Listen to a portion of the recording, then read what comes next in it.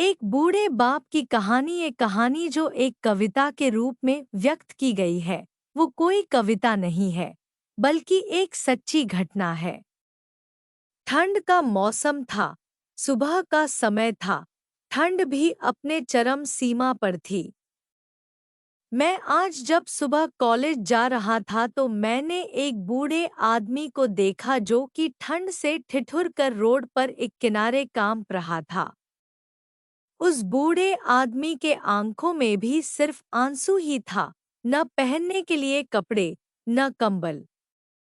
उसके पास कुछ भी नहीं था। मैं वह थोड़ी देर रुका और उस आदमी से उसके इस हालात के बारे में पूछा तो उसके जवाब सुनकर मेरी आंखों में आंसू आ गया और मैं वहां से कॉलेज चला गया। उस बूढ़े आदमी की बातों को मैं एक कविता के रूप में बताने जा रहा हूँ। एक बार पढ़िएगा जरूर, आप भी जाने कि आज के बेटों की सोच किस तरह हो गई है। आज फिर से इंसानियत को मरते देखा है, जब एक बूढ़े बाप को ठंड में रोड पर ठिठुरते देखा है। न जाने कैसे छोड़ देते हैं लोग अपने माँ बाप को। आज फिर एक जिंदगी को बेदर्दी से मरते देखा है। उसकी आंखों में आंसू थे, चेहरे पर एक चाहत थी। इतनी मुश्किल में भी उसके चेहरे पर एक छोटी सी मुस्कुराहट थी। बहुत बुरा लग रहा था मुझे। ना जाने क्यों मन में एक बेचैनी थी। मेरे पास कुछ भी न था देने को, लेकिन फिर भी उसको कुछ भेंट देनी थी।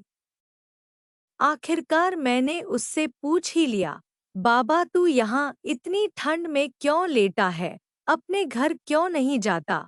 उसके आंखों में आंसू आ गए, प्यार की झलक भी दिख रही थी। वह बोला, बेटा, तेरे जैसे ही मेरा भी एक बेटा है, जिसको मैंने पलकों पर बिठाया था। प्यार तो खुद से भी ज्यादा किया था उसको, क्योंकि उसके ऊपर से उठा उसके माँ का जो साया था।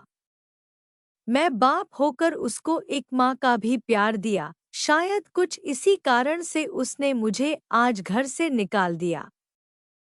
ना सोचा था मैंने कि कभी ऐसी भी घड़ी आएगी जो बेटी अपने माँ बाप से दूर आई है, आज वही मुझे घर से निकलवाएगी। मैंने बेटे को बहुत समझाया, अपने किए हर प्यार को बताया था, पर बेटे के मन में जैसे एक अंधकार सा छाया था। वो भी अपनी पत्नी की बातों में आकर अपने बाप पर जुल्म ढाया है। जिस बाप ने बेटे के लिए अपनी सारी खुशियां त्याग दी, आज वो जैसे हुआ कोई पराया है।